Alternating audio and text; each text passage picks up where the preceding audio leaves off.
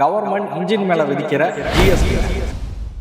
தம்பி, இப்ப எல்லா மேனுஃபேக்சருமே 1 லிட்டர் பெட்ரோல் இன்ஜின் கொடுக்குறாங்களே, ஒரு 1000 சிசி கொடுத்தா என்ன? அதுக்கு முக்கியமான 2 காரணம் இருக்குண்ணே. அதுல முதல் காரணம் 1500 சிசியை விட 1000 சிசி இல்ல 1200 சிசியோட உற்பத்தி செலவுங்கிறது ரொம்பவே கம்மிங்க. 2வது காரணம் கவர்மெண்ட் இன்ஜின் மேல விதிக்கிற ஜிஎஸ்டின்னு.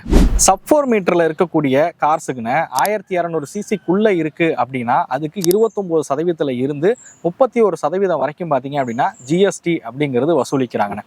இதுவே 1200 சிசிக்கு மேல இருக்கக்கூடிய சப் 4 மீட்டர் கார்ஸுக்கு பாத்தீங்க அப்படின்னா 43% வரைக்கும் ஜிஎஸ்டி அப்படிங்கிறது வசூலிக்கிறாங்க. ஒரு 1500 சிசியா இந்த இன்ஜினை உருவாக்கும் போது அதோட உற்பத்தி செலவும் அதிகமாகுது, அதோட ஜிஎஸ்டியுமே பாத்தீங்க அப்படின்னா அதிகமாகுது. ஸோ அப்ப காரோட பிரைஸ் அப்படிங்கிறதும் இன்க்ரீஸ் ஆயிடும். இதனாலதான் பிராண்ட்ஸ் பாத்தீங்க அப்படின்னா ஒரு 1000 சிசியோ இல்ல 1200 சிசியில பாத்தீங்க அப்படின்னா இன்ஜினை உருவாக்குறாங்க.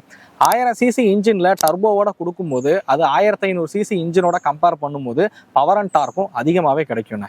அதனால 1 லிட்டர் டர்போ பெட்ரோல் இன்ஜின் அதிகமா இருக்கும் தம்பி.